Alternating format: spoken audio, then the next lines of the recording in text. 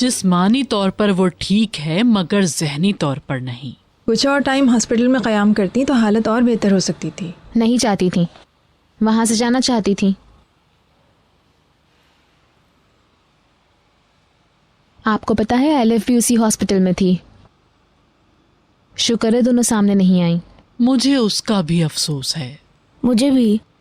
ये पागलपन है, मगर ये बहलूल के लिए अच्छा हुआ। आपने ये देखा कि वो सारी रात उसके साथ रहा और सुबह घर आया। एलिफ की खुदकुशी की वजह से हो सकता है कि उन दोनों में सुलह हो गई हो। ऐसा होना चाहिए। मुझे लगता है बहलूल उसे भूला नहीं और अब भी उसे ही चाहता है, मगर वो एक गलती होगी।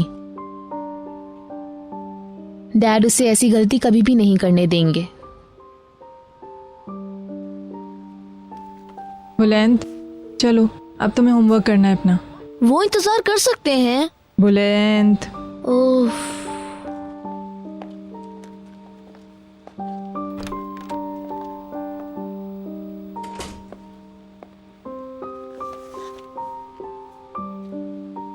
डैड अभी भी अफसरदा हैं। हमारे साथ ऐसा क्यों हो रहा है? ठीक हो जाएगा, परेशान मत हो, सब सेट हो जाएगा।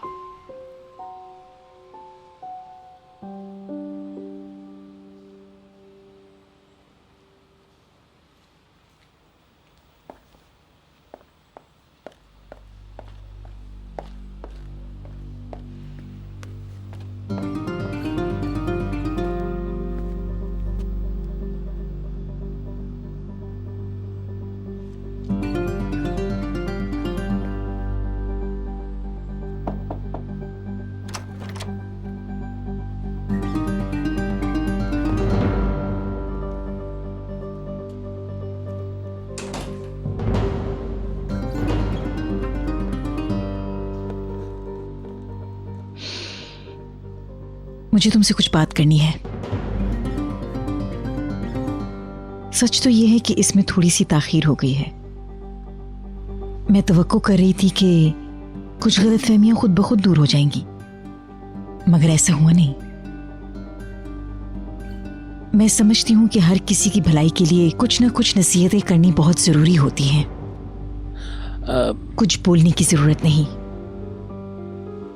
इस उम्र में जोश अच्छा होता है, मगर इसका अंजाम हो सकता है अच्छा ना हो। जुनूनी इक़दाम अपने साथ बहुत जल्द तलखी ले आते हैं बहलूल। बाज़ औक़ात खुशी से लम्हात तबाहकुन साबित होते हैं।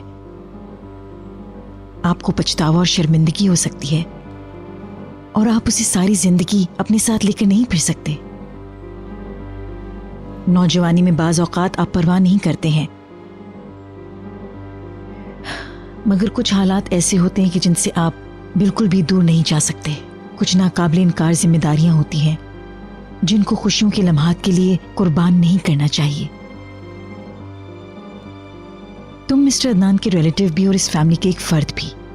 अगर उनके साथ कुछ हुआ है तो तुम भी पूरी तरह मुतासिर हो। तुम मेरी बात समझ रहे हो ना बहलूल? तुम चीजों को ज्यादा रोशनी में देखने लगे हो, मगर तुम सच्चाई भी जल्द जान लोगे।